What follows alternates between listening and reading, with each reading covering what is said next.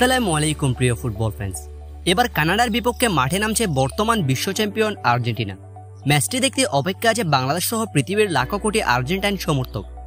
ম্যাচটির আর বেশি দিন বাকি নেই, তবে এই ম্যাচটি কবে অনুষ্ঠিত হবে এবং হেড টু হেড পরিসংখ্যান ও পারফরম্যান্সের বিচারে কে এগিয়ে রয়েছে এই ম্যাচটি জেতার ক্ষেত্রে, বিস্তারিত জানতে চ্যানেলটি সাবস্ক্রাইব করে ভিডিওটি শেষ পর্যন্ত দেখতে থাকুন।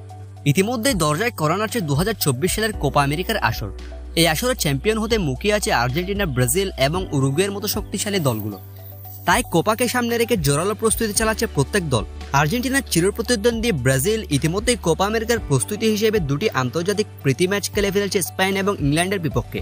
অন্যদিকে আর্জেন্টিনাও কোপার প্রস্তুতির অংশ হিসেবে দুটি প্রীতি ম্যাচ খেলেছে কোস্টারিকা এবং এল সালভাদোরের বিপক্ষে। আগামী মাসের 20 তারিখ আর্জেন্টিনার ম্যাচ দিয়েই উন্মোচিত হবে এবারের আসর। আর প্রথম ম্যাচে উদ্বোধনী ম্যাচে কানাডার মুখোমুখি হবে মেসিরা।